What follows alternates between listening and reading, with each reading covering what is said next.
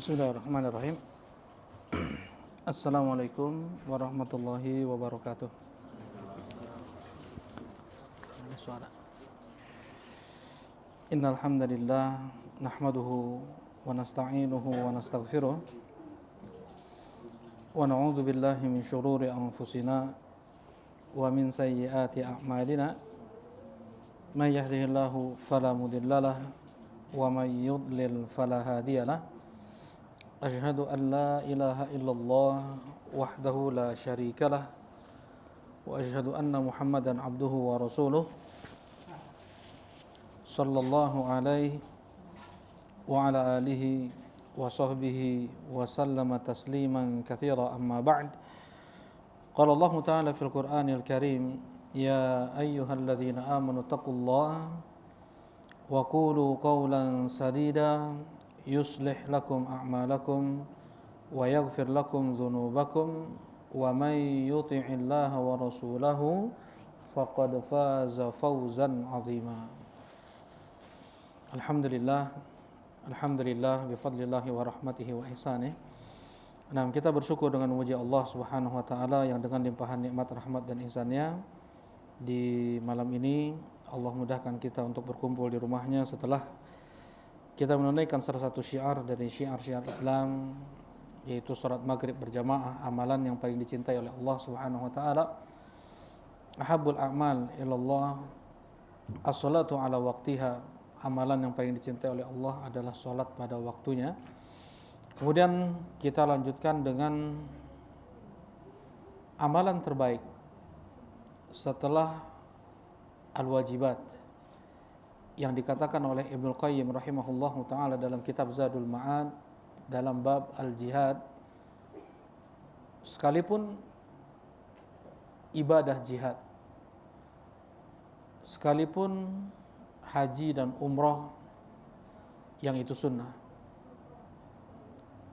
amalan terbaik setelah al-wajibat adalah talabul ilm, belajar ilmu agama, karena manfaat dari ilmu agama tersebut muta'addin, manfaatnya ke banyak orang, bukan hanya untuk diri dia sendiri saja, misalnya seperti sholat atau zikir, puasa, tetapi manfaat ilmu tersebut untuk diri dia, untuk keluarga dia, untuk sahabat dia, tetangganya, kerabatnya, sampai semut di lubangnya, ikan di lautan mendoakan para tullabul ilm, mendoakan para penuntut ilmu, karena memang manfaat ilmu tersebut sampai kepada mereka. Nah, mudah-mudahan Allah terima amal ibadah kita dan mudah-mudahan menjadi sebab dipermudahnya langkah kaki kita menuju surga Allah Subhanahu wa taala. Allahumma amin ya rabb. Insyaallah kita akan melanjutkan kajian kitab Al-Wasiyatus Sughra yang ditulis oleh Syekhul Islam Ibn Taimiyah rahimahullahu taala. Siapa nama beliau? Siapa nama Ibn Taimiyah? Apa pian? Ahmad Ibn Abdussalam. Ibn Ahmad Ibn Abdul Halim Ibn Abdussalam. Ahmad Ibn Abdul Halim Ibn Abdussalam Ibn Taimiyah rahimahullahu taala. Dan hampir seluruh tulisan Syekhul Islam Ibn Taimiyah rahimahullahu taala asalnya adalah pertanyaan dari orang, kemudian beliau tulis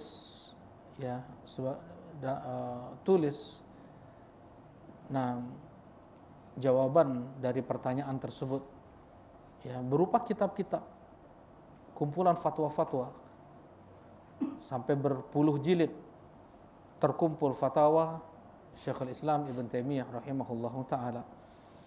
Nah, dan kitab yang kita kaji adalah yang beliau beri judul dengan Al-Wasiyatus Sughra, wasiat kecil, wasiat ringkas, yang beliau mempunyai wasiat Al-Wasiyatul Kubra, wasiat besar. Kedua kitab ini ada dalam kitab Majmu' al-Fatawa di Syekhul Islam Ibn Taimiyah rahimahullahu taala. Nah, yang wasiatul Al-Kubra, wasiat besar, terdiri dari 70 halaman kalau tidak salah. 70 halaman. Sedangkan wasiat sughra ini hanya 13 lembar atau 14 lembar dalam kitabnya ya. Ini udah ada ta'liqnya, dia agak sedikit tebal. Yang kedua-duanya adalah wasiat besar dari sisi kandungan. Ya, wasiat kecil dari sisi ringkasnya ya. Kecilnya lembaran wasiat tersebut, padahal isinya luar biasa. Sangat dibutuhkan oleh setiap muslim dimanapun dan kapanpun. Demikian dikatakan oleh Asy-Syaikh Abdul Razak Ibn Abdul Muhsin Al-Abbad Al-Badr hafizahullah ta'ala ketika beliau mensyarah kitab ini. Baik. Ada yang ingat apa saja pertanyaan dari atau Al-Wasiyatus Sughra, kitab ini adalah pertanyaan dari seorang ulama besar. Dari seorang ulama besar, ar-rahal, yang banyak mengembara untuk mencari ilmu hadis Nabi sallallahu alaihi wasallam. Dijuluki oleh Al-Imam Adz-Dzahabi rahimahullahu taala dan para ulama-ulama lain sebagai al-muhaddits. Ya, beliau rihlah, melakukan perjalanan yang jauh dari timur ke barat negeri Islam. Dari timur ke barat berarti dari mana? Dari Azerbaijan sampai ke Spanyol. Beliau tinggal di Asbania, ya, ujung-ujung Spanyol ya. Nah, untuk mencari hadis-hadis Nabi SAW dan ilmu-ilmu agama, yang ketika beliau bertemu dengan Syekhul Islam Ibn Taimiyah di Damaskus, yang ketika beliau bertemu dengan Syekhul Islam Ibn Taimiyah di Harran, ya Harran masih dalam negeri Syam, Syekhul Islam pada saat itu baru berumur 34 atau 36 tahun, Anda lupa. Tadi baru dengar Syekh Abdul Razak, Anda lupa. 34 atau 36 tahun. Umur yang sangat muda. Ya, kata beliau, kata Syekh Abdul Qasim As-Sabti ini adalah ulama terhebat yang aku temui dari timur ke baratnya negeri Islam. Ulama terhebat, alim terhebat adalah Syekhul Islam Ibn Taimiyah. Ya, padahal umur beliau pada saat itu baru 34 tahun. Yang beliau baru mulai mengajar itu di umur 20 tahun. Syekhul Islam Ibn Taimiyah rahimahullahu taala. Baik. Beliau bertanya tentang 4 hal. Ada yang bisa mengulang? Fadhal. Wasiat yang bisa memperbaiki dunia pun agama. Masya Allah, ini yang pertama. Jazakallah khair. Adalah kitab rujukan apa yang untuk hadis dan Untuk ilmu hadis dan ilmu syariat. Nah, yang ketiga. Yang ketiga adalah amalan apa yang terbaik setelah fardu, Setelah amalan wajib. Jazakallah khair. Yang ketiga, yang keempat. Kerjaan apa yang paling baik. Masya Allah, mata pencarian apa yang terbaik. Jazakumullah khair. Dan itu beliau minta dengan ringkas ya. Baik. Kemudian dijawab oleh Syekhul Islam Ibn Taimiyah rahimahullah taala dengan apa, Azka? Apa wasiat terbaik untuk atau agar bisa baik agama dan dunia seseorang? Apa jawaban Syekhul Islam? Tidak ada wasiat yang paling hebat daripada wasiat Allah dan Rasul. Apa itu? Betul, wasiat Allah dan Rasulnya. Itu belum selesai itu. Takwa, Ustaz. Nah, takwa. Mana dalilnya?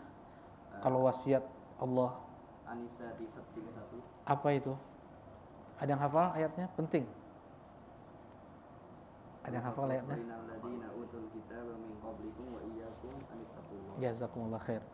Walaqad wasainal ladzina utul kitaba min qablikum wa iyyakum an ittaqullah. Kami telah wasiatkan kepada ahlul kitab sebelum kalian dan kami wasiatkan pula kepada kalian wahai umat Muhammad an ittaqullah, agar kalian bertakwa kepada Allah. Ini wasiat Allah Subhanahu wa taala. Kemudian ya, kita baru masuk hadis Mu'adz ya. Nah, masih di awal-awal. Wa wasan nabiyyu sallallahu alaihi wasallam Mu'adzan lamma ba'athahu ila al-Yaman, dan Rasulullah sallallahu alaihi wasallam mewasiatkan kepada Mu'adz ketika beliau diutus ke negeri Yaman. Nah, Mu'adz ibn Jabal radhiyallahu taala anhu, yang diantara pesan dari Rasulullah sallallahu alaihi wasallam kepada Mu'adz sebelum diutus ke negeri Yaman, ya Mu'adz, innaka sata'ti qauman min ahlil kitab. Wahai Mu'adz, sesungguhnya engkau akan mendatangi suatu kaum yang mereka itu ahlul kitab. Ahlul kitab apa?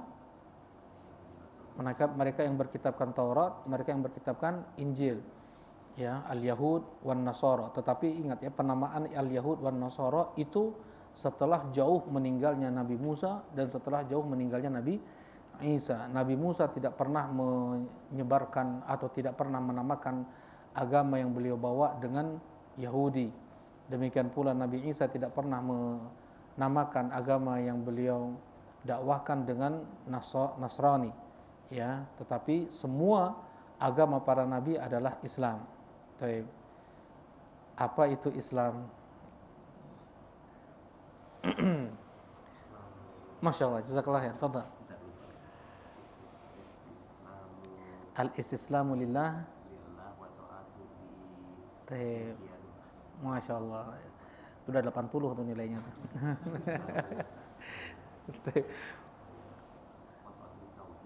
Nah, ta'ah.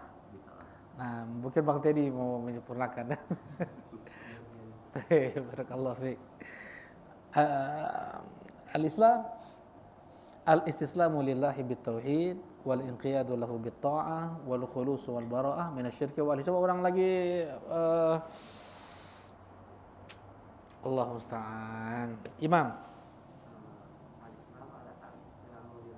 Al-istislam.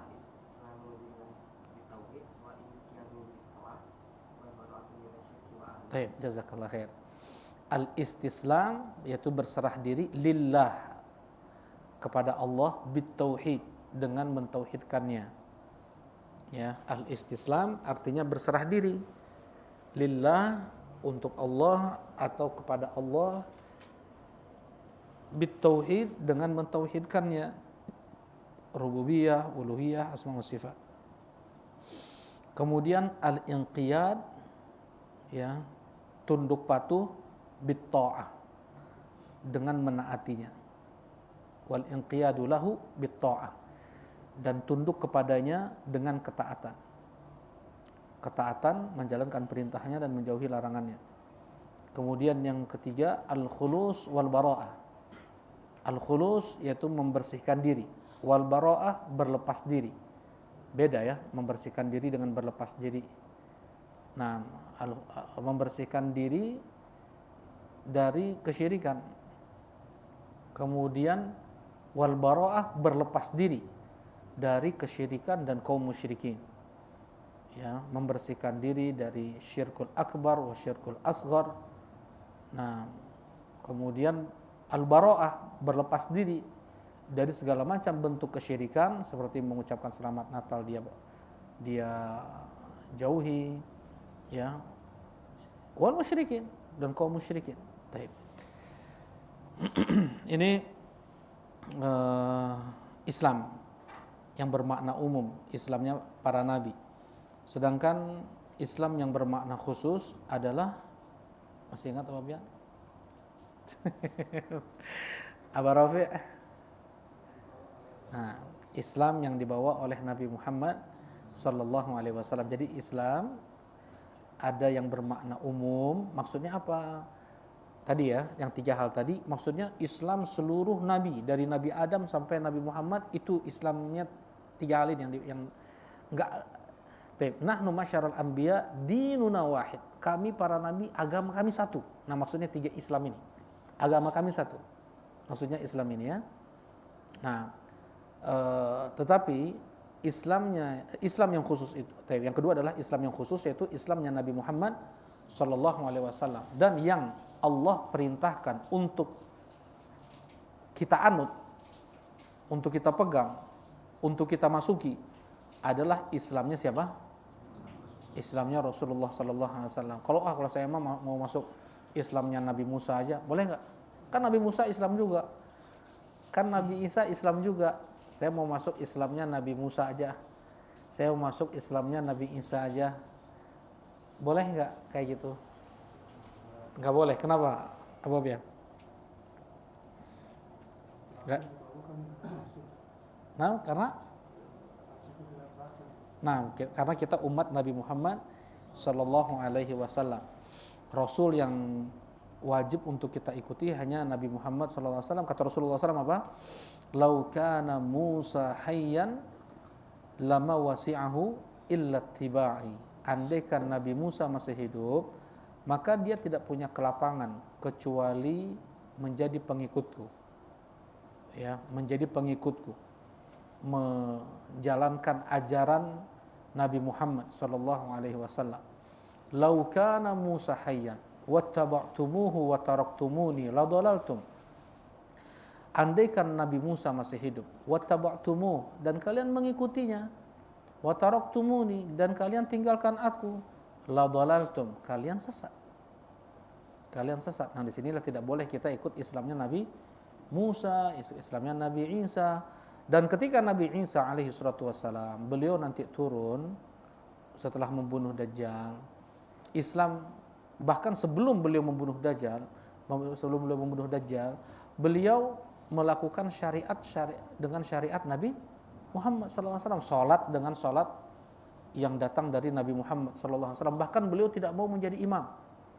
Ya, ketika Al-Mahdi meminta beliau untuk menjadi imam, kata Nabi Isa alaihi salatu wasallam, imamukum minkum takrimatullah ala hadhil ummah. Imam kalian dari kalangan kalian sendiri, kemuliaan yang Allah berikan untuk umat ini. Nah, menjalankan syariat Nabi Muhammad, berpegang dengan Al-Quran, bukan dengan Injil, begitu ya. Baik. Nah, jadi Rasulullah SAW ketika mengirim Mu'ad ibn Jabal ke negeri Yaman, innaka sata'ti qauman min ahlil kitab. Sesungguhnya wahai Mu'ad, engkau akan mendatangi suatu kaum yang mereka itu ahlul kitab. Baik. Kata Syekh Muhammad ibn Shalih bin Utsaimin rahimahullahu taala, pendahuluan seperti ini kepada Mu'ad dari Rasulullah SAW agar Mu'ad seperti ini. Dalam dakwah itu harus memiliki 3 hal. Dalam dakwah itu harus memiliki 3 hal. Yang pertama adalah dia mengilmui apa yang dia sampaikan.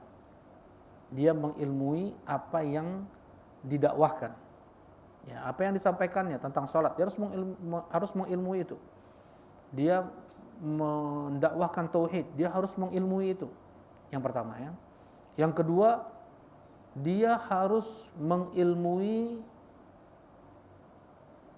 keadaan orang yang dia dakwahkan. Di sini Rasulullah mengingatkan, Mu'ad, engkau akan datangi suatu kaum yang mereka itu apa? Ahlul kitab. Jadi persiapan nih. Ya, apa saja yang harus dipersiapkan untuk mendakwahkan ahlul kitab. Kemudian kita mengilmui cara menyampaikan. Mengilmui cara menyampaikan. Diulangi lagi, ada 3 hal yang perlu diperhatikan dalam dakwah. Yang pertama apa? Mengilmui apa yang disampaikan. Yang kedua, mengilmui keadaan orang yang didakwahkan. Yang ketiga, mengilmui cara menyampaikan. Jadi tidak sama semua dalam cara menyampaikan. Beda orang, beda apa ya? Beda pemahaman. Orang ini memahami seperti apa nih? Jamaah ini seperti apa pemahamannya? Kita tidak sama dengan yang kita sampaikan ke jamaah lain yang pemahamannya berbeda. Misalnya seperti ini. Ada sebagian kelompok yang mereka ini terlalu keras. Ya, maksudnya mutasyaddidin. Nah, jangan kita sampaikan yang lebih keras lagi nih. Tambah keras dia nanti. Ya, misalnya orang-orang Khawarij. Jangan kita sampaikan tentang mereka memiliki sifat keras ya. Jangan kita sampaikan lagi tentang ya misalnya amar ma'ruf wa nahyi 'anil munkar. Ya, itu sudah bagus, mereka sudah punya itu. Ya, tetapi di sana ada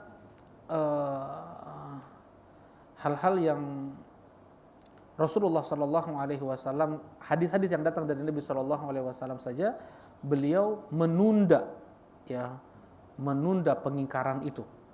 Seperti misalnya, laukana qaumuki hadithu ahdin bikufr la ja'altul ka'bata babain. Andaikan kaum kau wahai Aisyah, mereka baru saja tidak masuk Islam, aku akan jadikan Ka'bah itu 2 pintu. Al-Imam Al-Bukhari rahimahullah ta'ala membuat bab mengakhirkan penyampaian ilmu karena melihat mereka belum siap nih. Ya, maknanya seperti itu, lupa babnya.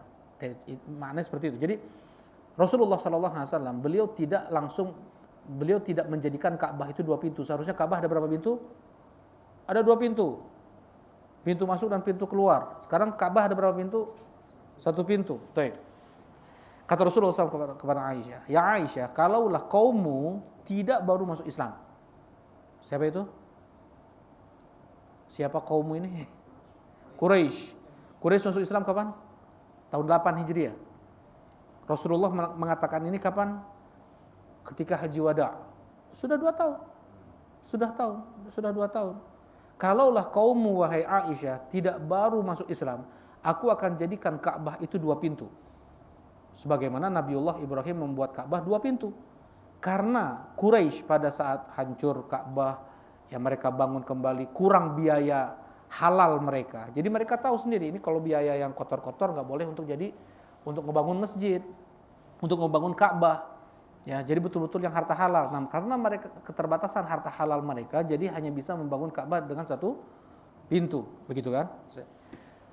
Kemudian di zaman Abdullah ibn Zubair, ketika Abdullah bin Zubair menguasai Makkah, ya, Yazid bin Muawiyah baru naik nih. Muawiyah bin Abi Sufyan baru meninggal. Yang menggantikan Yazid bin Muawiyah. Orang-orang Makkah membaiat siapa? Abdullah bin Zubair menjadi khalifah untuk Makkah. Nah, Abdullah bin Zubair beliau berijtihad. Sekarang kita sudah tahu Ka'bah itu kita kembali lagi. Kenapa kok Rasulullah mengatakan seperti itu? Laula qaumuki hadithu ahdi bi kufr la ja'atul Ka'bah babain. Kalaulah bukan karena kaummu baru masuk Islam, aku akan jadikan Ka'bah itu 2 pintu. Kenapa enggak Rasulullah lakukan? Karena kecintaan mereka terhadap Ka'bah masih jauh lebih besar daripada kecintaan mereka kepada Rasulullah Sallallahu Alaihi Wasallam. Kalau seandainya Rasulullah langsung membuat Ka'bah 2 pintu, tentunya akan muncul sedikit kebencian dan itu akan memunculkan nifak. Jadi mengakhirkan Rasulullah SAW menunda yang seharusnya, ya, karena melihat maslahat yang lebih besar. Nah, di zaman Abdullah bin Zubair, beliau mengatakan kita sudah nggak takut lagi. Orang-orang pun sudah tahu Ka'bah itu harusnya 2 pintu dan kita mempunyai harta untuk menjadikan Ka'bah itu 2 pintu. Dijadikanlah Ka'bah 2 pintu oleh Abdullah bin Zubair. Ya, jadikan Ka'bah 2 pintu oleh Abdullah bin Zubair. Yazid bin Muawiyah menyuruh Hajjaj ibn Yusuf untuk mengambil alih Makkah. Ya, peranglah ya terjadi di Makkah. Dibunuh Abdullah bin Zubair oleh Hajjaj ibn Yusuf sampai disalib 7 hari di Ka'bah, ya, oleh Hajjaj ibn Yusuf. Ka'bah sedikit rusak, kemudian dijadikan Ka'bah itu 1 pintu, dibalikin lagi, Ka'bah 1 pintu lagi. Hajjaj ibn Yusuf nggak tahu sebenarnya Hajjaj ini selain dia dikenal dengan zalim, ya, banyak yang dibunuh dari kalangan ulama. Abdullah bin Zubair sahabat Nabi dibunuh, ya, Anas bin Malik dilecehkan, dicela oleh Hajjaj bin Yusuf ini. Ya gimana enggak, gubernur Irak. Ya ketika baru diangkat jadi gubernur Irak, beliau Hajjaj bin Yusuf ini mengatakan, wahai ya ahlal Irak, ya ahlan nifaq, ya ahlas syiqaq. Wahai orang-orang Irak, wahai orang munafik, wahai orang yang suka berpecah belah. Aku melihat kepala kalian sudah matang untuk dipetik. Ini khutbah pertama kali Hajjaj bin Yusuf. Ganas enggak ya? Nah, memang banyak terbunuh dari zaman Hajjaj bin Yusuf ini. Baik. Panjang kisah Hajjaj. Nah, Hajjaj bin Yusuf ini sebenarnya dia ini ada juga kebaikannya, yaitu apa? Dia sangat mencintai Quran. Dia menghidupkan madrasah Quran. Dia suka untuk bersedekah kepada orang fakir dan miskin. Nah, jadi ada ulama Hajjaj bin Yusuf ma baina adh-dhalim wal madhlum. Ma baina adh-dhalim wal madhlum. Jadi Hajjaj bin Yusuf sosok antara dia itu zalim atau dia dizalimi. Pembahasan kita bukan Hajjaj. Kemudian di zaman Harun ar-Rasyid, tadi zaman Abdullah bin Zubair, dikembalikan beliau menjadikan Ka'bah 2 pintu. Dibalikan lagi oleh siapa tadi? Hajjaj ibn Yusuf, jadi 1 pintu lagi. Kemudian Harun ar-Rasyid. Siapa itu Harun ar-Rasyid? Khalifah terbaik Bani Abbas. Khalifah terbaik Bani Abbas adalah Harun ar-Rasyid. Ya, kalau khalifah terbaik Umayyah apa? Ya.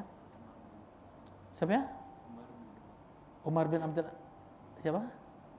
Betul, fadhal. Siapa khalifah terbaik Bani Umayyah? Khilafah Umayyah? Umar bin Abdul Aziz. Ada yang lebih baik dari Umar bin Abdul Aziz? Gak ada hadiah nih. Ada yang lebih baik daripada Umar bin Abdul Aziz. Siapa? Muawiyah bin Abi Sufyan. Ya, sahabat Nabi Muawiyah bin Abi Sufyan. Ya tentunya nggak ada yang bisa melampaui kehebatan sahabat kan. Tetapi selain sahabat, betul Khalifah Umayyah terbaik adalah siapa? Umar bin Abdul Aziz. Kalau selain sahabat ya. Nah, khalifah terbaik Bani Abbas adalah Harun ar-Rasyid. Ya, beliau dekat sekali dengan ulama, dengan Imam Malik, A'mash, Muhammad ibn Khazim, Abu Muawiyah ad-Darir, banyak ulama. Kemudian Harun ar-Rasyid bertanya kepada Imam Malik, "Ya Imam, bagaimana kalau kita jadikan Ka'bah ini 2 pintu?" Ya, hadisnya jelas dan kita punya biaya jelas kehalalannya untuk membangun Ka'bah 2 pintu. Apa kata Imam Malik? Jangan, biarkan saja Ka'bah 1 pintu.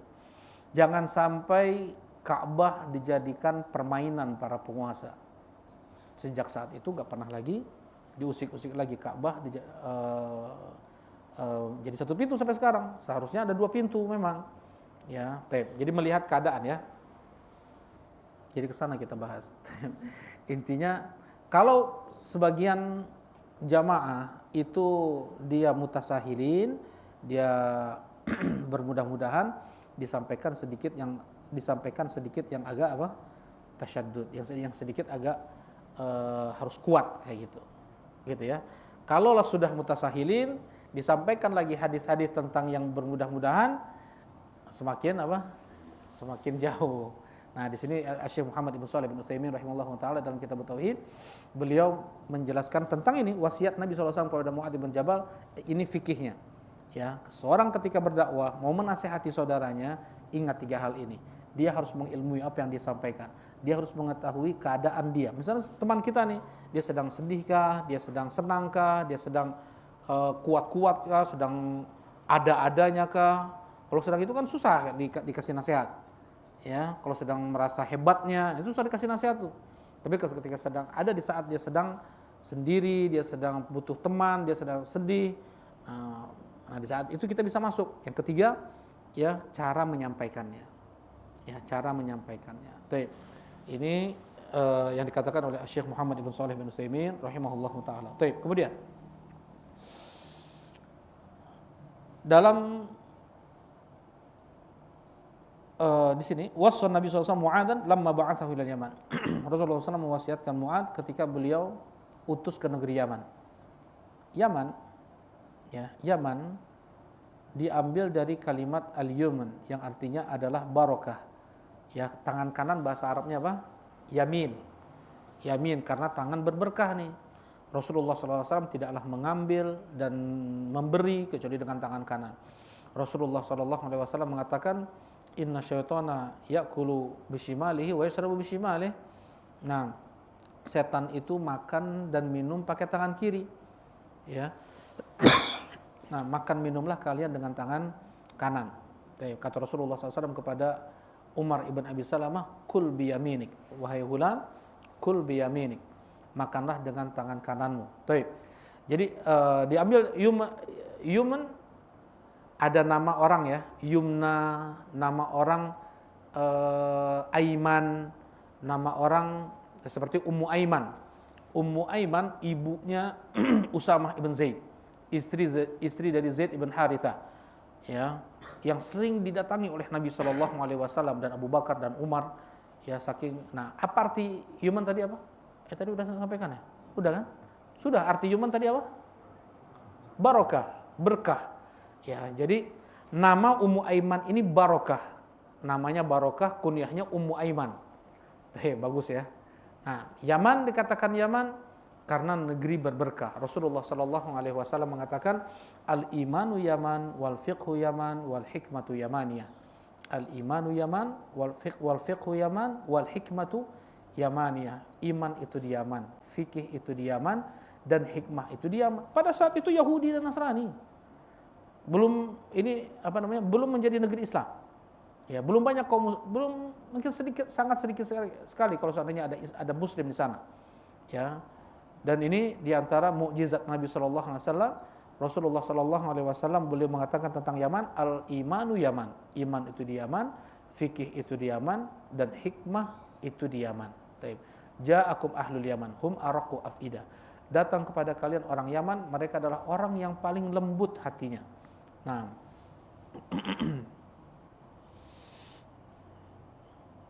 Baik, nah kita baca apa wasiat Rasulullah SAW kepada Mu'adz ibn Jabal. Faqala ya Mu'adz, ittaqillah haitsuma kunt. Wahai Mu'adz, bertakwalah engkau kepada Allah dimanapun engkau berada. Haitsuma kunt, dimanapun engkau berada dan kapanpun engkau. Ya, itu kalimat haitsu. Di mana, tempat, dan dzarf. Dzarf zaman wa dzarf al-makan. Ya, di keadaan seperti apapun kau dan dimanapun tempatmu itu, jagalah ketakwaan kepada Allah Subhanahu Wa Taala. Di masjid, di sekolah, di jalan, di rumah, di kala banyak orang atau sendirian, dimanapun, kapanpun. Wa atbi'is sayyi'atal hasanata tamhuha, dan ikutkan atau gugurkan dosa-dosa dengan kebaikan, ya, karena itu akan menghapusnya. Ikutkan atau gimana di bahasa? Kalau dia susulkan ya, iringi, masya Allah, jazakallah khair. Iringi keburukan itu, dosa itu, maksiat itu dengan amal soleh, karena itu akan menggugurkannya. Ya, karena amal soleh itu akan menggugurkan dosa maksiat. Wa khaliqin nas bi khuluqin hasan, dan pergaulilah manusia dengan akhlak yang mulia. Baik. Wa kana Mu'adz radhiyallahu taala anhu, kemudian di sini Syekhul Islam menjelaskan tentang siapa Mu'adz itu. Ya, kenapa kok sampai Rasulullah mewasiatkan kepada beliau untuk menjaga ketakwaan kepada Allah? Ya. Siapa sosok Mu'adz ini? Wa kana Mu'adz radhiyallahu taala anhu minan Nabi sallallahu alaihi wasallam bi manzilatin aliyah. Mu'adz radhiyallahu taala anhu memiliki kedudukan yang tinggi di sisi Nabi sallallahu alaihi wasallam. Ya. Fa innahu qala lahu ya Mu'adz wallahi inni la uhibbuka fillah. Karena Rasulullah sallallahu alaihi wasallam pernah berkata kepada Mu'adz, ya Mu'adz, demi Allah aku mencintaimu karena Allah. Wallahi innila uhibbuka. Kalau dalam riwayat yang lain, innila uhibbuka fillah. Demi Allah aku mencintaimu karena Allah. Kalau di sini, demi Allah aku mencintaimu.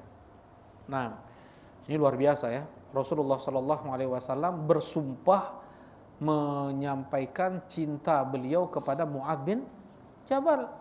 Nah, dan Rasulullah SAW tidak akan mencintai yang dibenci oleh Allah Subhanahu Wa Taala. Keputusan penyampaian cinta seperti ini bukan main-main ini. Ya, maksudnya nggak akan mungkin salah, nggak akan mungkin salah, ya, karena Rasulullah itu tertuntun. Dan mesti pula lah kalau itu dicintai oleh Rasulullah pun dicintai juga oleh Allah Subhanahu wa taala. Bukan main rekomendasi. Ya, sekarang yang menjadi poin adalah bagaimana kita bisa dicintai oleh Allah dan Rasulnya, bukan hanya mengaku cinta kepada Allah dan Rasul. Karena untuk mengaku cinta kepada Allah dan untuk mengaku cinta kepada Allah, ya, itu dilakukan oleh orang Yahudi, dilakukan oleh orang Nasrani, dilakukan oleh orang-orang kufaru Quraisy, musyrikin Quraisy, ya. Bagaimana orang-orang Yahudi mengatakan nahnu abnaullahi wa ahibba'uh, kami ini anak-anak Allah, kekasih-kekasih Allah, ya. Kata orang Quraisy mana? Lam yuhibbunahum kahubbillah. Mereka mencintai berhala-berhala mereka sebagaimana mereka mencintai Allah Subhanahu wa taala. Kata Allah di surat Ali Imran ayat 31 sebagai ayat ujian. Qul in kuntum tuhibbunallaha. Katakanlah andaikan kalian cinta kepada Allah. Maksudnya mereka mengungkapkan cinta mereka kepada Allah Subhanahu wa taala, Yahudinya, Nasraninya, orang-orang musyrikinnya. Kan kaum muslimin seluruhnya enggak mungkin mereka tidak mengungkapkan cinta mereka kepada Allah Subhanahu wa taala. Tetapi yang menjadi inti pokok adalah bagaimana kita dicintai oleh Allah Subhanahu wa taala, bukan hanya sekedar mengaku kita cinta kepada Allah, tetapi kita harus melakukan sesuatu yang itu menjadi bukti itu harus melakukan sesuatu yang itu bisa mendatangkan cinta Allah kepada kita. Nah, di sini apa saja sih amalan yang bisa mendatangkan cinta Allah kepada seorang hamba? Yang pertama apa? Yang pertama adalah ittiba. Yang pertama adalah ittiba. Apa itu ittiba? Herman Syah. Mengikuti Nabi Muhammad sallallahu alaihi wasallam, mengerjakan sunnah Nabi sallallahu alaihi wasallam. Kata Allah Subhanahu wa taala di surat Ali Imran ayat 31, "Qul in kuntum tuhibbunallaha fattabi'uni yuhibbukumullah." Katakan kepada mereka ya Muhammad, andaikan kalian jujur cinta kepada Allah, maka ikuti aku, berittiba kepadaku. Apa yang kita ittiba kepada Nabi? Apa yang kita ikuti dari Nabi sallallahu alaihi wasallam? 4 hal. Yang pertama adalah akidah, yang kedua adalah ibadah, yang ketiga adalah muamalah, yang keempat adalah akhlak. Nah, ulangi lagi, Bang Felis, apa yang kita berittiba kepada? Yang pertama apa? Ibadah. Yang pertama dulu. Akidah, yang kedua ibadah, muamalah, jazakallah khair. Nah, akidah, ibadah, muamalah, dan akhlak. Ya, itu yang kita contoh, yang kita ikuti dari Nabi SAW. Kata Allah Subhanahu Wa Taala di sini, "Qul in kuntum tuhibbunallah." Ayat ini dikatakan ayat tes, ya, ayat ujian. Ayat apa sih? Ayatul mihnah, artinya ayat ujian, ya, ayat tes. Tes kejujuran. Ya. Qul in kuntum tuhibbunallah, andaikan kalian memang jujur cinta kepada Allah, fattabi'uni, maka ikutilah aku. Ikuti Nabi Muhammad SAW, yuhibbukumullah, maka Allah akan mencintai kalian. Ya, ini syarat. Gak mungkin Allah mencintai seorang hamba yang tidak mengikuti Nabi SAW. Ya, jadi syarat turunnya cinta Allah kepada seorang hamba umat Nabi Muhammad adalah dengan mengikuti Nabi Muhammad SAW. Yang pertama. Banyak hal, ya, kita ambil contoh ya, beberapa hadis saja. Kata Allah Subhanahu wa taala dalam hadis qudsi, wajabat mahabbati lil mutahabbina fiyya wal mutazawirina fiyya wal mutabadzilina fiyya wal mutajalisina fiyya. Kata Allah Subhanahu wa taala, wajib cintaku aku berikan kepada mereka yang saling mencintai karenaku, kepada mereka yang saling berkunjung, berziarah karenaku ini karena Allah, ya, saling mencintai karena Allah, saling berkunjung, berziarah karena Allah, wal mutabadzilina fiyya, yang mereka saling memberi karenaku, ya. Kemudian yang keempat, wal mutajalisina fiyya, mereka yang duduk bermajelis karenaku. majelis ilmu, majelis musyawarah, duduk karena Allah Subhanahu wa taala. Baik. Ya, kemudian juga Allah sebutkan di surat apa lagi? Di surat Al-Maidah ayat 54. Surat Al-Maidah ayat 54. Apa itu? Ya ayyuhalladzina amanu may yartadda minkum an dini fasawfa ya'tillahu biqaumin yuhibbuhum wa yuhibbuna adzillatin 'alal mu'minin a'izzatin 'alal kafirin yujahiduna fi sabilillah wa la yakhafuna laumata la'im. Kata Allah Subhanahu wa taala, ini penting nih ya. Ayat ini jadikan prinsip nih. Apa itu? Kata Allah Subhanahu wa taala, wahai orang beriman, andaikan kalian murtad. Bukan itu terjemahannya. Ya ayyuhalladzina amanu may yartadda minkum an dini. Wahai orang beriman, siapa di antara kalian yang murtad dari agamanya, fasaufa ya'tillahu biqaumin. Allah akan gantikan kalian dengan suatu kaum. Allah enggak peduli ya. Allah itu enggak butuh kita. Allah enggak butuh ibadah kita. Ya ayyuhan nas antumul fuqara'u ilallah. Wahai sekalian manusia, kalian itu fakir. Fakir itu apa? Diambil dari fiqor nih. Kita fiqornya apa? Fiqor, tulang punggung. Fiqor itu tulang punggung. Manusia ada tulang punggung bisa hidup? Nggak bisa hidup manusia tanpa tulang punggung. Kata Rasulullah SAW ketika sering memuji temannya, laqad qasamta dhahra akhik. Engkau puji saudaramu di hadapannya, kata Rasulullah SAW, laqad qasamta dhahra akhik. Engkau sudah mematahkan tulang punggungnya, artinya engkau sudah membunuhnya. Ya, ketika kita memuji saudara kita, terlebih orang ini suka dipuji.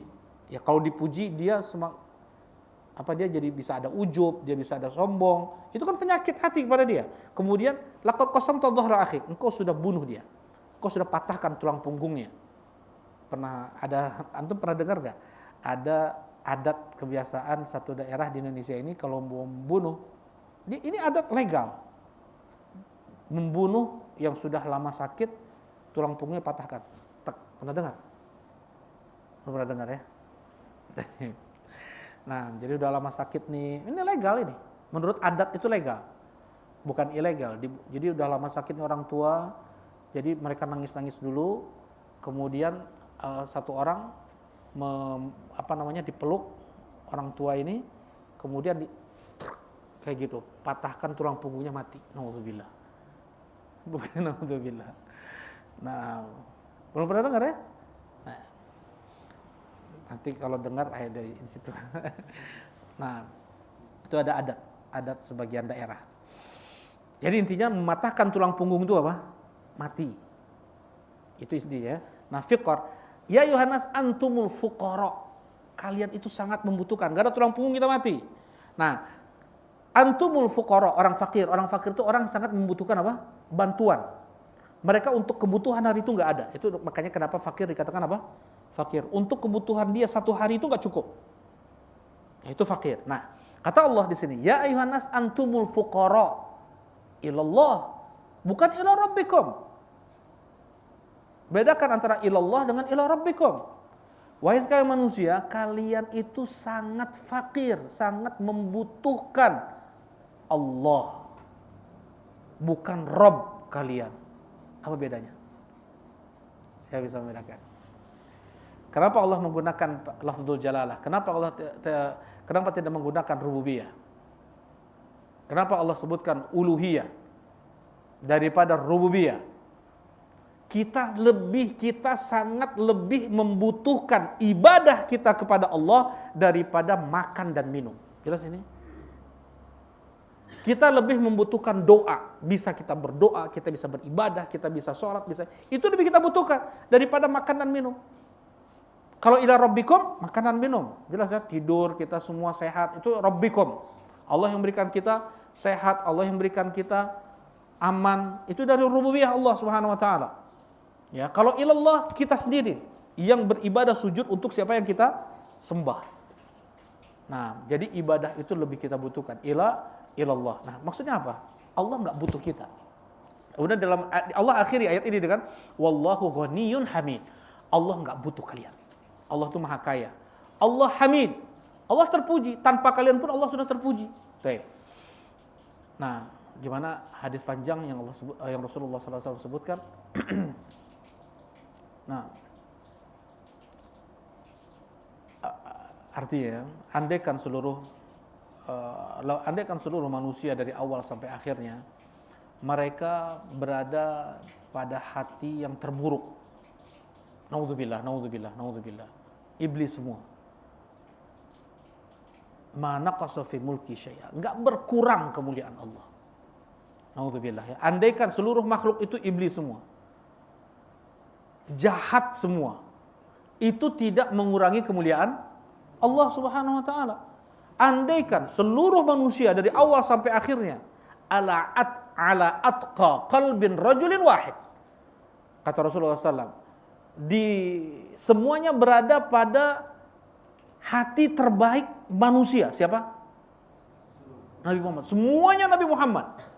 Semua manusia, semua makhluk Nabi Muhammad. Ma zada fi mulki syai'a. Enggak menambah kemuliaanku. Kata Allah Subhanahu. Allah sudah mulia. Tanpa kita masuk Islam, tanpa kita beramal, Allah enggak butuh kita. Kita yang membutuhkan apa? Allah Subhanahu wa taala. Baik. Ya.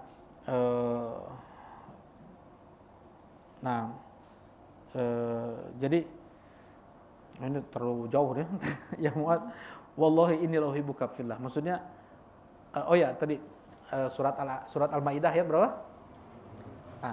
Ya ayyuhalladzina amanu martadda minkum an dini. Wahai orang beriman, siapa yang murtad di antara kalian dari agamanya, maka Allah akan gantikan kalian dengan suatu kaum yang mereka itu dicintai oleh Allah. Nah, seperti apa sifat mereka yang dicintai oleh Allah ini? Apa saja sifat orang-orang yang dicintai oleh Allah ini? Yuhibbuna. Sebentar ya. Yuhibbuna, yaitu apa? Mereka mencintai Allah. Tadi Anda bilang, orang kalau mencintai Allah, Yahudi, Nasrani, Kuffaru Quraisy mencintai Allah, beda. Seorang muslim yang dimaksud dalam sifat pertama dalam ayat ini, yuhibbuna ayyakunallahu wa rasuluhu ahabba ilaihi mimma siwahuma. Menjadikan Allah dan Rasulnya lebih dia cintai daripada apapun dan siapapun. Ini bedanya nih. Bedanya. Allah sebutkan lagi di surat At-Taubah. Qul in kana aba'ukum wa abna'ukum Qul in kana aba'ukum wa abna'ukum wa ikhwanukum wa azwajukum wa ashiratukum wa amwalun iqtaraftumuha wa tijaratun takhshawna kasadaha wa masakinu tardawnaha ahabba ilaikum minallahi wa rasulihi wa jihadin fi sabilihi fatarabbasu hatta ya'tiyallahu bi amrihi. Nah, bedanya cinta kepada Allah, orang yang Allah cintai ini adalah, katakanlah kepada mereka, ya Muhammad, andaikan bapak-bapak kalian lebih kalian cintai daripada Allah, anak-anak kalian lebih kalian cintai daripada Allah dan Rasulnya, saudara kalian, istri kalian, keluarga besar kalian, ya, harta yang kalian raih, perdagangan yang kalian khawatirkan kebangkrutannya, rumah yang kalian cintai, itu semua lebih kalian cintai daripada Allah dan Rasulnya, dan jihad di jalannya, maka tunggulah azab Allah datang kepada kalian. Nah, maksudnya di sini apa? Allah dan Rasulnya, ya, dan jihad harus lebih dicintai daripada itu semua, kan begitu? Nah, ini bedanya nih. Yuhibbuna, mereka itu mencintai Allah lebih daripada itu semua. Lebih daripada ayah mereka, anak mereka, istri mereka, kerabat mereka, harta mereka, perdagangan mereka, apa tadi? Rumah mereka. Baik. Masih panjang lagi ya. Ba'dal isya insyaallah. Fadhal barakallahu fikum. Assalamualaikum warahmatullahi wabarakatuh.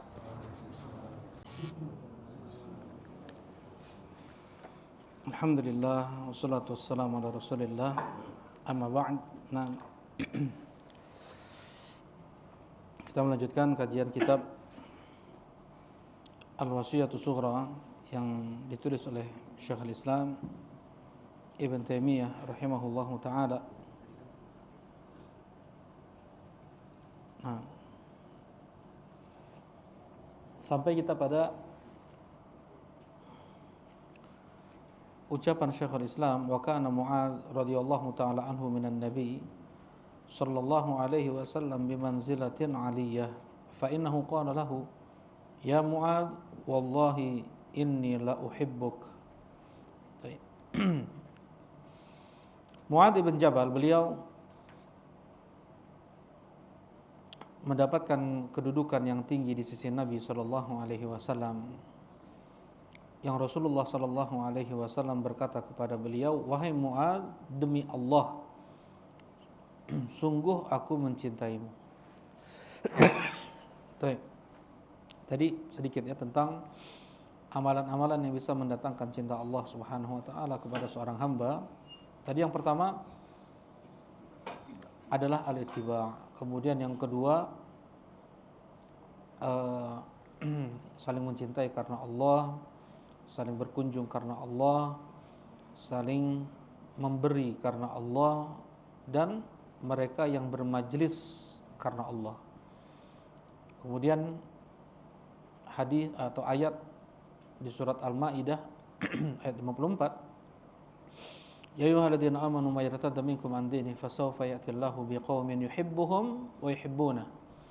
Allah akan gantikan kalian dengan suatu kaum yang mereka yuhibbuhum, dicintai oleh Allah. Nah, siapa sifat orang-orang yang dicintai oleh Allah dalam ayat ini? Yang pertama adalah yuhibbuna. Mereka orang-orang yang mencintai Allah, ya, lebih daripada mereka mencintai ibu mereka yang melahirkan mereka. Ya, hukumnya apa? Wajib atau apa? Mencintai Allah lebih daripada ibu. Hukumnya apa, Mas? Wajib, ya. Baik. Nah, mencintai mana, Atep? Mana yang lebih dicintai, Allah atau Rasulullah? Atau haruskah setara kita dalam mencintai Allah dan Rasulnya? Kang Oscar? Lebih daripada Rasulullah SAW. Jazakallah khair. Bahkan kita mencintai Rasulullah SAW itu karena kita mencintai Allah. Ya, jadi karena kefanatikan kita kepada Allah, maka kita mencintai siapa yang dicintai oleh Allah. Siapa yang dicintai oleh Allah? Rasulullah SAW. Jadi jangan sampai disetarakan cinta kita kepada Allah dengan cinta kita kepada Rasulullah SAW. Ya, dengan kaidah ini maka para ulama tidak boleh untuk menyandingkan nama Allah dan nama Rasulullah itu sejajar dalam kaligrafi misalnya. Kan ada biasanya Allah, Muhammad, kan gitu ya. Nah, sejajarkan itu nggak boleh. Jadi harus lebih tinggi Allah Subhanahu wa taala daripada Rasulullah sallallahu alaihi wasallam. Kalaulah mencintai Rasulullah sallallahu alaihi wasallam harus lebih kita mencintai Rasulullah daripada ibu kita yang melahirkan kita, daripada ayah kita, daripada anak istri kita, sebagaimana sabdanya, la yu'minu ahadukum, belum beriman salah seorang di antara kalian, atau belum sempurna iman kalian, hatta akuna ahabba ilaihi min walidihi wa waladihi wan nasi ajmain, sampai dia menjadikanku sebagai manusia yang lebih dia cintai daripada ayahnya, daripada anaknya, daripada manusia seluruhnya. Allah Subhanahu wa taala berfirman di surat Al-Ahzab, "An-nabiyyu aula bil mu'minina min anfusihim." Nabi harus lebih didahulukan oleh kaum mukminin daripada nyawa-nyawa mereka. Nah, dengan itulah mereka, para sahabat Nabi SAW, membuktikan cinta mereka kepada Rasulullah lebih daripada mereka mencintai nyawa mereka. Mana dalilnya? Mana buktinya? Sahabat itu mencintai Rasulullah daripada nyawa mereka. Mana buktinya? Adri mau jawab? Atau siapa? Sudah. Fadhal. Siapa yang bisa menyebutkan dalil, contoh, kejadian bahwasanya mereka para sahabat lebih mencintai Rasulullah daripada nyawa mereka? Bang Felis? Nah, insyaallah, betul. Itu diantaranya di Wathur, ketika Abu Bakar menahan perih sengatan binatang berbisa yang Rasulullah ada di pangkuan Abu Bakar radhiyallahu taala anhu, tidak bergerak. Kaki Abu Bakar disengat oleh binatang berbisa sampai menetes air mata Abu Bakar ya terkena kening Nabi sallallahu alaihi wasallam. Kenapa Abu Bakar? Aku tersengat ya Rasulullah. Sampai tersengat saja tidak mau Rasulullah terganggu tidur beliau. Ya, ditahan oleh Abu Bakar. Lebih daripada itu, ketika perang Uhud bagaimana Rasulullah sallallahu alaihi wasallam ya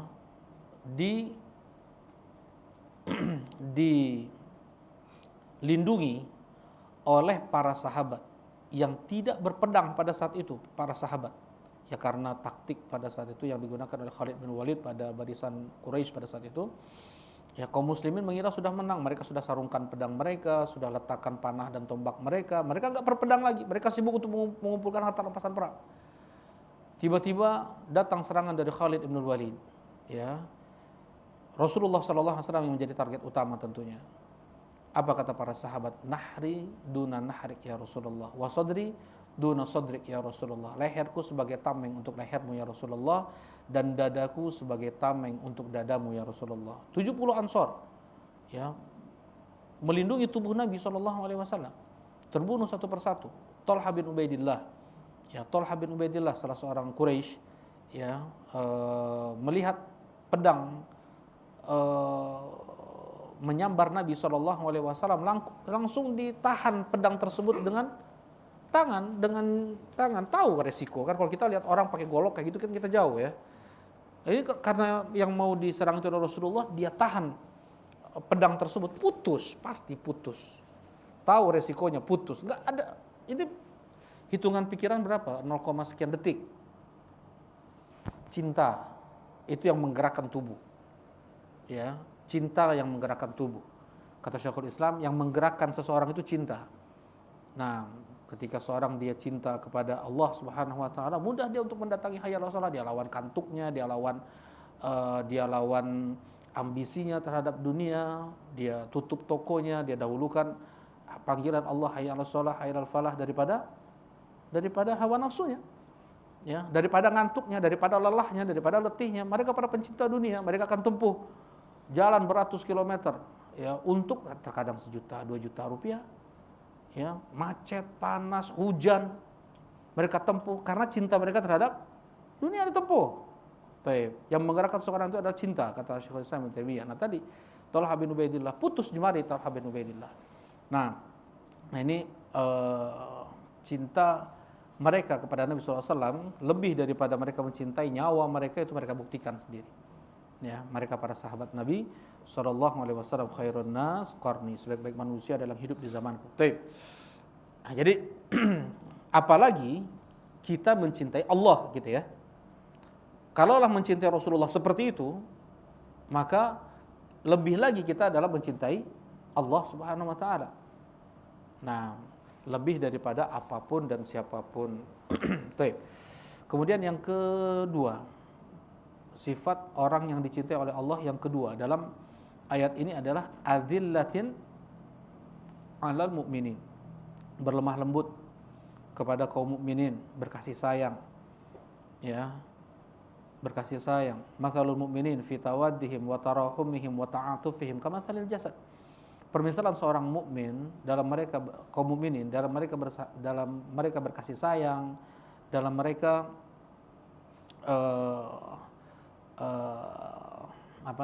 memberikan perhatian, kamathalil jasad, seperti satu tubuh.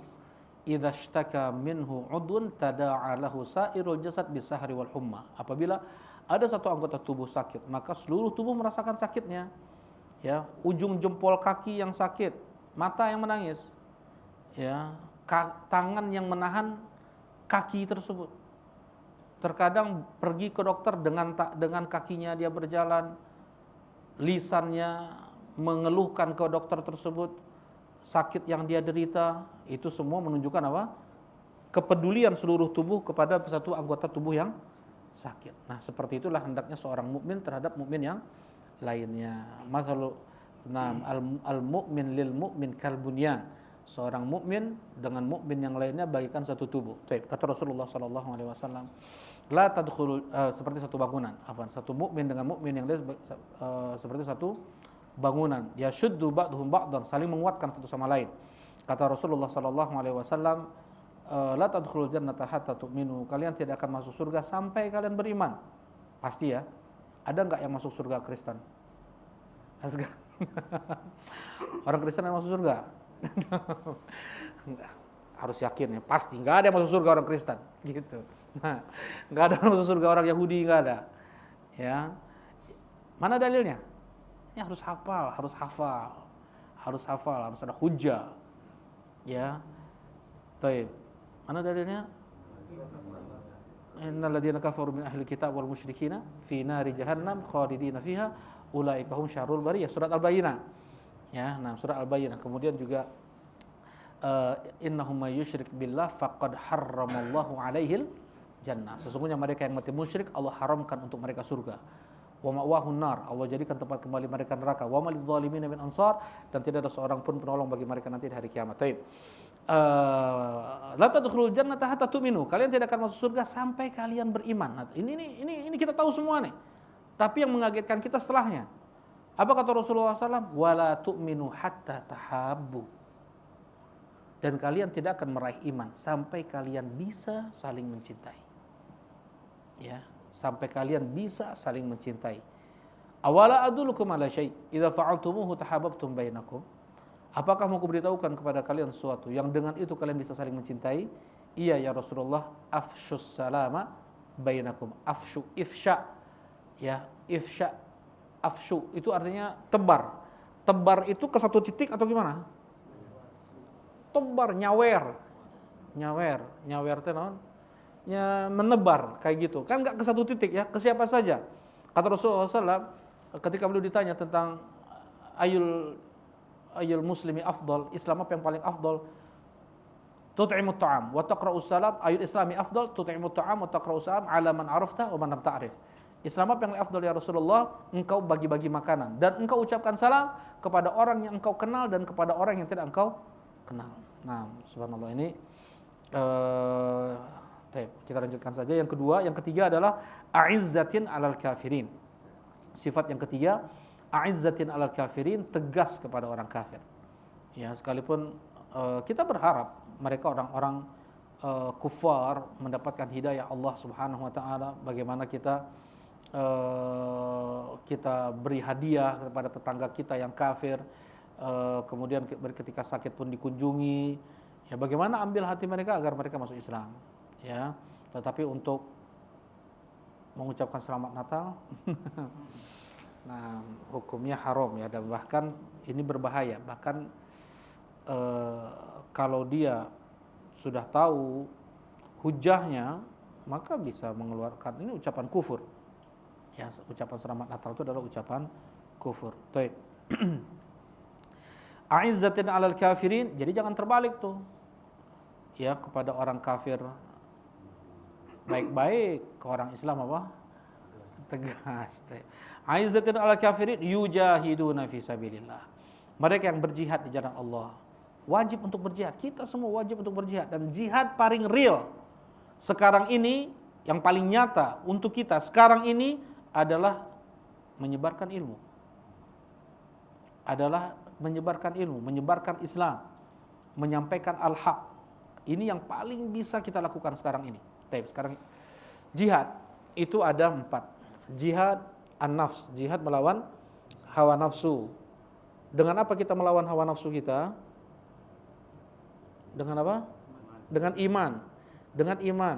Jadi hawa nafsu itu kita udah tahu ini tuh haram gitu. Apa yang bisa menahan hawa nafsu kita dari berbuat haram tersebut? Iman. Kita imani di sana Allah melihat kita, Allah mendengar kita, Allah akan menghisab kita. Alam barzakh, di sana ada alam barzakh, ada mizan, ada sirat, ada jannah wan nar. Itu yang kita datangkan untuk bisa kita menahan apa? Hawa nafsu kita. Yang pertama. Yang kedua, jihad asyaitan. Jihadus syaitan dengan apa? Dengan ilmu.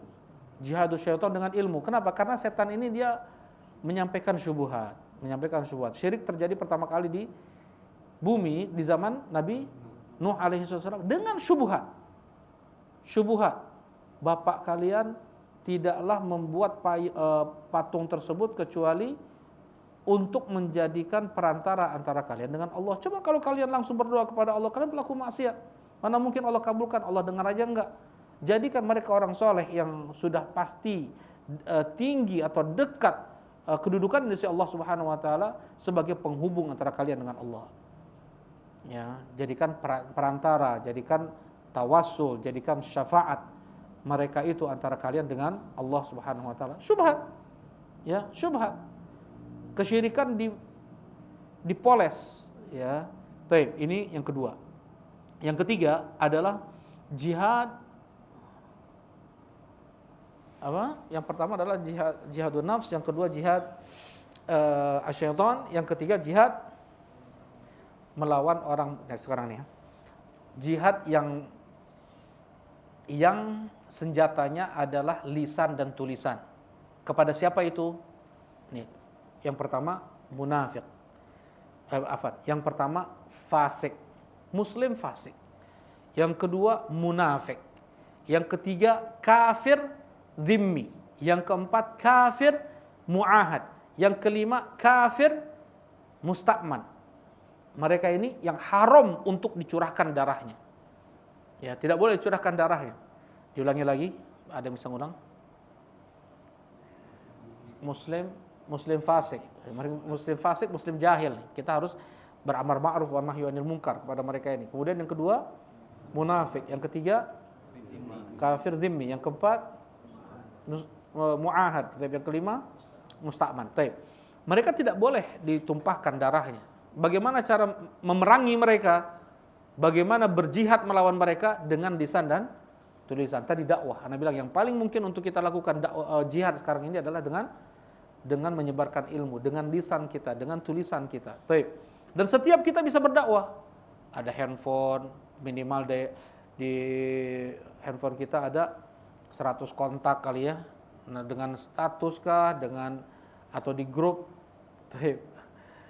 Di grup anak ada satu grup nggak tahu kenapa anak bisa dimasukkan ke grup itu, bukan anak yang masukin ke grup itu ya. Itu grup Malaysia dengan Indonesia, isinya dukun, perdukunan. Anak udah berapa tahun di grup tersebut, anak sampaikan terus ya sedikit tentang adab, tentang akhlak, tentang tauhid, sampai bantah tentang sihir-sihir tersebut. Masya Allah, jadinya dia bertanya, jadi semakin nggak ada mereka menyampaikan tentang dukun tersebut, perdukunan. Yang setiap hari mereka, siapa yang jom kita beli, ini siapa yang mau beli jimat-jimat, iya isim-isim, subhanallah. Jadi kita bisa berdakwah, ya kita mudah, tinggal posting net, tinggal ambil ya dari poster mana, masukin ke sana. Kita udah diantaranya ini hujah kita untuk mereka di hadapan Allah Subhanahu wa taala. Kemudian yang terakhir adalah jihad al-kuffar al-harbi, baru dengan senjata ini. Seperti yang dilakukan oleh saudara-saudara kita kaum muslimin yang ada di Palestina, mereka memerangi orang-orang kuffar al-harbi yang menindas kaum muslimin. Wala yakhafuna laumata laim. Yang terakhir dari sifat orang yang dicintai oleh Allah, sebab yang bisa dilakukan untuk bisa mendapatkan cinta Allah, yang terakhir dalam ayat ini surat Al-Maidah ayat 54 adalah wala yakhafuna laumata laim. Dia tidak takut celaan orang yang mencela. Tidak takut celaan orang yang mencela. Jenggot dibilang kambing lah, baju gamis dibilang daster lah, ya pakai sarung dibilang karek sunatan lah, macam-macam. Ya, pakai cadar dibilang teroris lah. Wala yakhafun lauma taraim. Jangan sampai takut celaan orang yang mencela. Wala yakhafun lauma taraim. Nah, sifat mereka itu tidak takut celaan orang yang mencela. Dan itu belum seberapa dengan apa yang didapatkan oleh mereka para sahabat-sahabat Nabi, ya, ketika mereka di Mekah, bukan hanya celaan tapi mereka mendapatkan penindasan. Nah ini Mu'adz ibn Jabal radhiyallahu taala anhu, ya, sampai Rasulullah sallallahu alaihi wasallam mengatakan, wallahi inni la uhibbuka, demi Allah ya Mu'adz, sungguh aku mencintaimu karena Allah. Fala tada'anna, nah, ini lanjutannya ya. Fala tada'anna an taqula fi duburi kulli shalah, maka jangan engkau tinggalkan setiap selesai salat untuk mengucapkan apa? Allahumma a'inni ala dzikrika wa syukrika wa husni ibadatik. Coba, ini luar biasa, ini doa yang dahsyat ini. Kita bacanya kapan? Sebelum salam, ya, kita baca sebelum salam.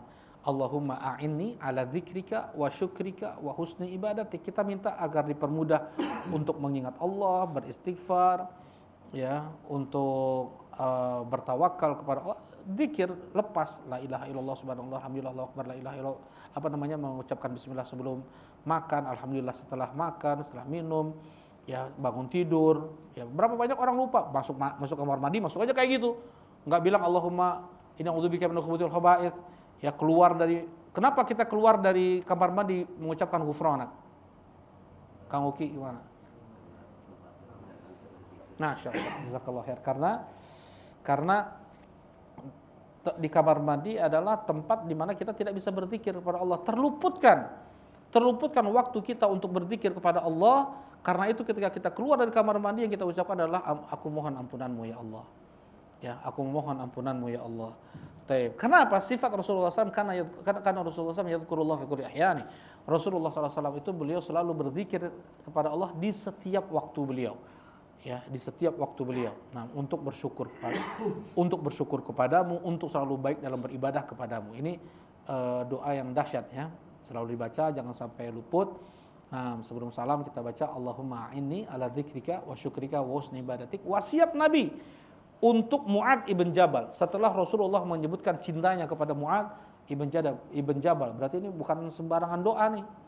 Bahkan setingkat Mu'adz ibn Jabal minta harus pertolongan kepada Allah Subhanahu wa taala untuk bisa melakukan ibadah seperti ini. Baik. Kemudian siapa Mu'adz ibn Jabal itu? Wa kana yurdifuhu wara'a. Mu'adz ibn Jabal di bonceng itu bahasa Indonesia. Bahasa Indonesia. Gak enak banget. Mu'adz ibn Jabal dibonceng oleh Rasulullah gitu. Gak enak banget bahasanya. Mu'adz ibn Jabal duduk di belakang Rasulullah SAW. Jadinya dipecah, ya, dijabarkan, ya. Dibonceng. Apa? Duduk di belakang nggak mesti bonceng. Jadi apa namanya? Nggak di atas kendaraan maksudnya. Bukan duduk di belakang Nabi SAW di atas kendaraannya gitu, ya. Jazakallahu khair. Nah, wa kana yuddifuhu wara'a. Rasulullah Mu'adz ibn Jabal beliau duduk di belakang Nabi SAW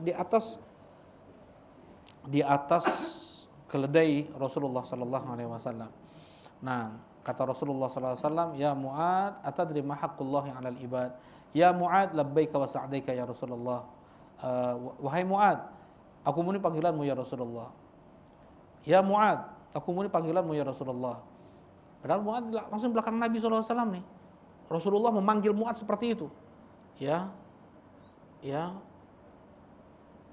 Diulangi lagi. Rasulullah memanggil Mu'adz seperti itu, padahal langsung pas di belakang Nabi SAW untuk mengambil fokus. Ini ketika ya Mu'adz wallahi inni la uhibbuka fillah, apa yang Rasulullah pegang tangan Mu'adz. Ya Mu'adz wallahi inni la uhibbuka fillah. Terkadang Rasulullah SAW melakukan cara untuk mengambil konsentrasi, fokus orang sahabat, ya, ada dengan cara seperti ini. Ya Mu'adz wallahi, sambil dipegang tangannya. Kemudian ya Abdullah la takum mithla fulan fa innahu yaqumul lail wa la yusallil lail. Wahai Abdullah, dipegang dua pundak Abdullah ibn Umar bin Khattab. Ya Abdullah, jangan kau seperti si fulan. Dia bangun malam tapi enggak sholat malam. Ya, dia bangun malam tapi enggak sholat malam. Kan ada orang bangun malam minum doang, ada orang bangun malam cuma buang air doang, enggak sholat malam nih. Setelah ucapan tersebut kepada Abdullah masih kecil, masih belasan tahun, 15 tahun, 17 tahun. Sejak itu nggak pernah meninggalkan sholat sampai meninggal.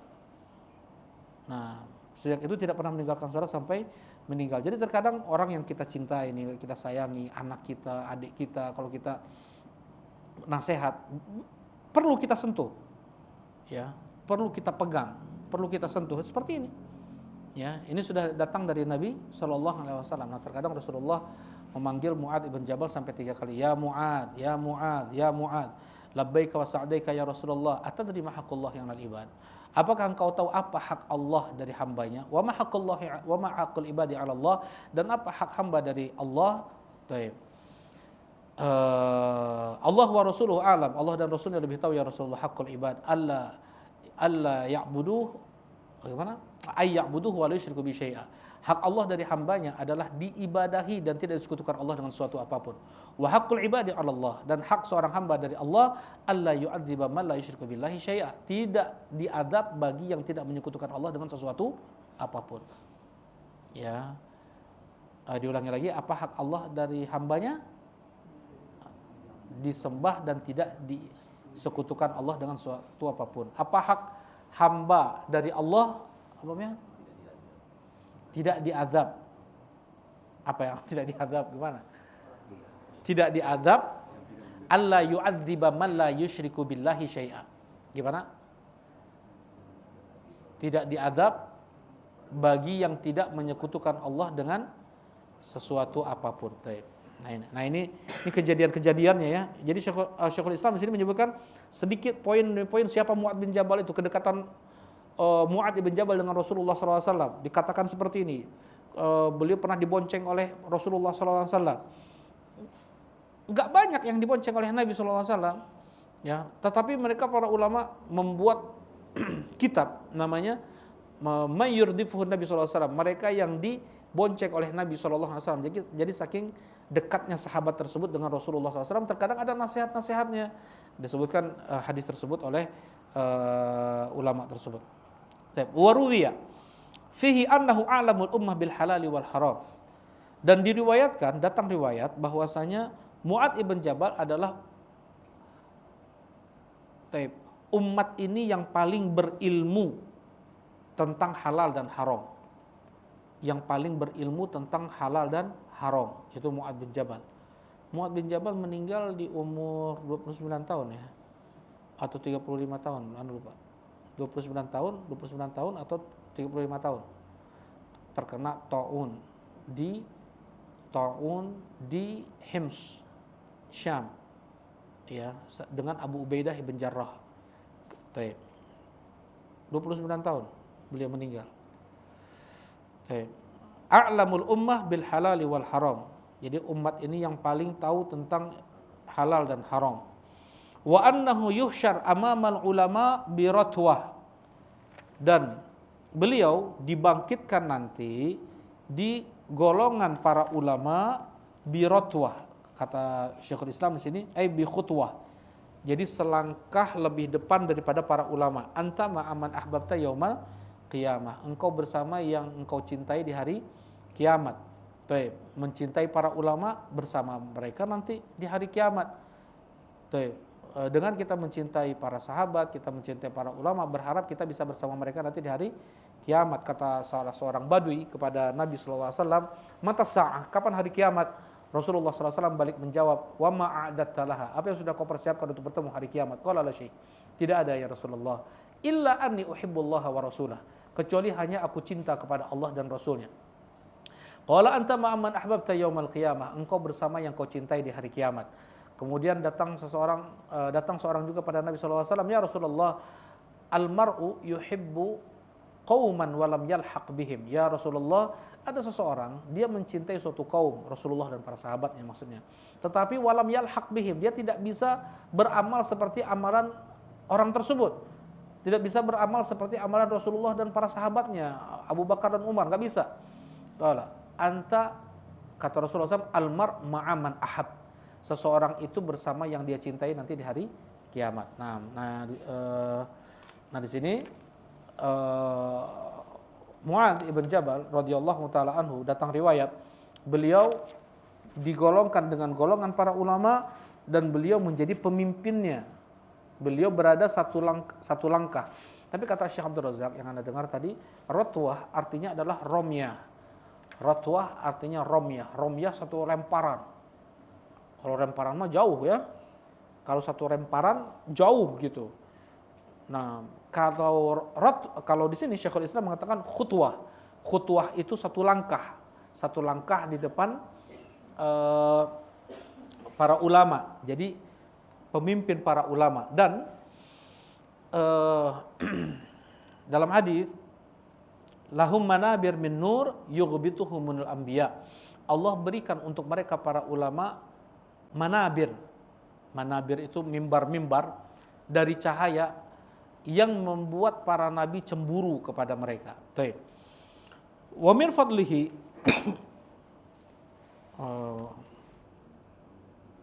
udah dulu kayaknya. Udah dulu lah ya. Baik. Masih banyak soalnya disebutkan tentang keutamaan muat. Fadhol, mungkin ada yang mau ditanyakan? Silakan.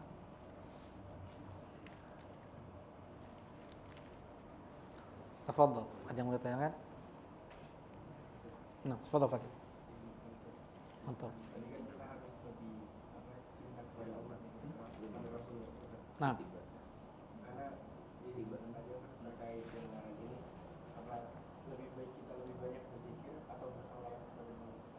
lebih baik kita banyak berzikir atau bersolawat kepada Nabi Shallallahu Alaihi Wasallam. Jangan tinggalkan ini dan itu ya, yang jelas kan? Yang jelas itu kan, jangan sampai ditinggalkan. Kita berzikir pada Allah, kita bersolawat untuk Nabi juga. Nah, jelas yang diajarkan oleh Nabi Shallallahu Alaihi Wasallam kan Rasulullah yadzurullaha fi kulli ahyani. Rasulullah SAW selalu berzikir kepada Allah di setiap waktu beliau. Berzikir kepada Allah lebih banyak tentunya.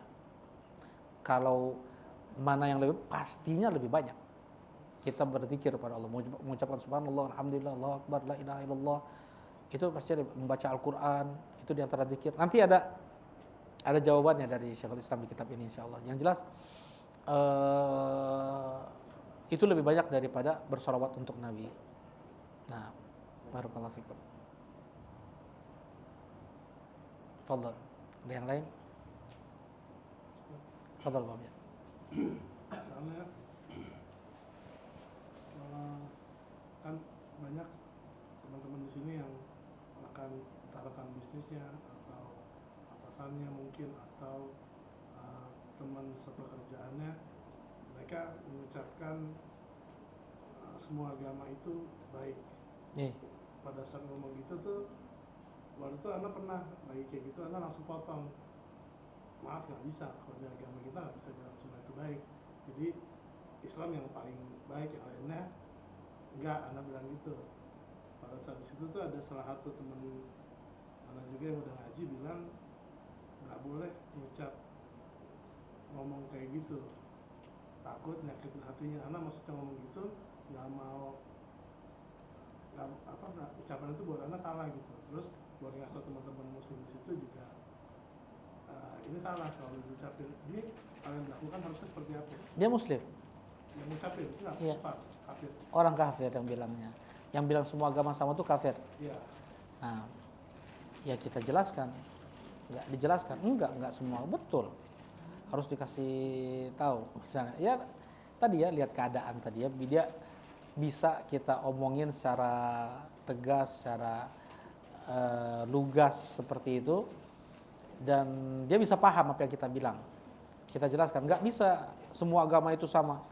Ya, bagaimana ada yang menyembah sapi, menyembah kerbau dengan yang maksudnya nggak kita samakan orang yang menyembah binatang dengan yang menyembah Allah. Maksudnya ada penjelasan di sana. Nah, ya selama membuat dia jelas, paham, dan ya tidak kecil hati misalnya, nggak ada masalah. Nah,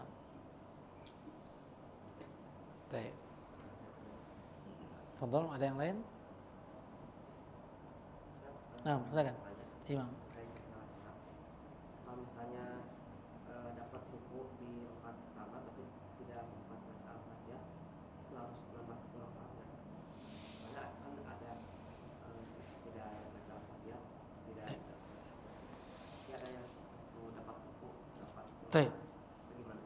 Nah, Hadis Ubadah bin Samit radhiyallahu taala anhu dikeluarkan oleh Imam Bukhari dan Muslim, la salata liman lam yaqra bi Fatihatil Kitab. Tidak sah salat apabila tidak dibacakan di sana tidak membaca surah Al-Fatihah. Tidak sah salat apabila tidak membaca surat Al-Fatihah. Ini yang dijadikan dalil bagi para ulama wajibnya membaca surah Al-Fatihah di belakang imam. Kalau enggak baca surah Al-Fatihah, makmum enggak dapat baca surah Al-Fatihah di belakang imam, maka tidak dapatkan rakaat.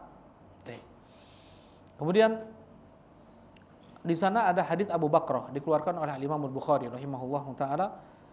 Beliau masuk dari pintu masjid melihat Rasulullah sudah ruku.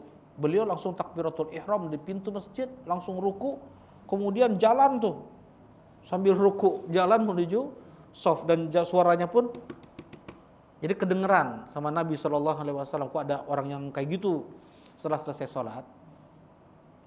Rasulullah bisa melihat dari belakang ya. Rasulullah itu bisa melihat dari belakang. Rasulullah SAW mengatakan, sawu suhufakum fa inni arakum khalfa dhahri. Hadisnya di Sahih Muslim.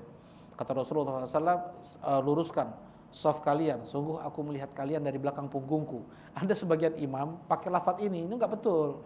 Ya, ada sebagian imam benar, ini ada di waktu itu di Kebumen ya. Mungkin dia nggak ini awam, mungkin dia baca hadis, ingin mengamalkan hadis tersebut. Ya, cuman ya nggak bisa, itu kan khusus Rasulullah yang bisa melihat dari belakang. Maksudnya Rasulullah melihat apa yang dilakukan oleh siapa? Abu Bakrah, jalan dalam keadaan ruku, tidak mendapatkan Al-Fatihah bersama Nabi SAW. Rasulullah SAW mengatakan, Zadaqallah hirsan wala ta'ud. Mudah-mudahan Allah memberikan lagi kesungguhan untuk wahai Abu Bakrah, tapi jangan kau ulangi lagi. Maksudnya jangan kau ulangi lagi jalan kayak gitunya, tapi sah rakaat tersebut. Kalau seandainya tidak sah rakaat tersebut, Rasulullah akan katakan apa? Tambah 1 rakaat. Kan begitu.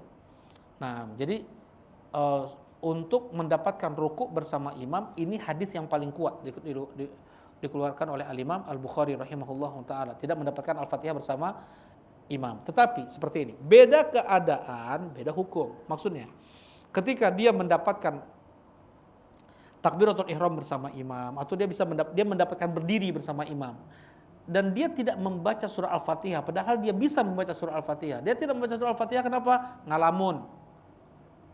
Allahu Akbar, ya, ngalamun. Ya, dia mendapatkan rukuk bersama imam. Di sini la sholata liman lam yaqra bi Fatihatil Kitab. Tidak sah salat apabila dia tidak membaca surat Al-Fatihah. Sekalipun dia mendapatkan rukuk bersama imam, enggak sah rakaat tersebut. Kenapa? Karena dia bisa membaca surat Al-Fatihah, tetapi dia tidak membaca surat Al-Fatihah. Nah, kalau tadi enggak sempat membaca surat Al-Fatihah, mendapat rukuk bersama imam, dia mendapatkan 1 rakaat. Nah, misalnya Allahu Akbar, kita baru baca Bismillahirrahmanirrahim, Alhamdulillahirabbil alamin, ruku imam, gimana? Gak akan sempat juga kita kalau nyelesain, imam bakal i'tidal nih. Wa idza raka'a farka'u, kata Rasulullah SAW, apabila imam itu ruku, segera rukuklah kalian. Nah, di sini kita nggak selesai baca Al-Fatihah, masuk dalam kategori hadis Abu Bakrah, bukan hadis Ubadah bin Samit. Jelas ini insyaallah ya imamnya. Nah, jazakallahu khair. Cukup insyaallah atau cukup ya? Nah, kita cukupkan kajian kita di malam ini. Subhanakallahumma rabbana wa bihamdika asyhadu an la ilaha illa anta astaghfiruka wa atubu ilaik. Assalamualaikum warahmatullahi wabarakatuh.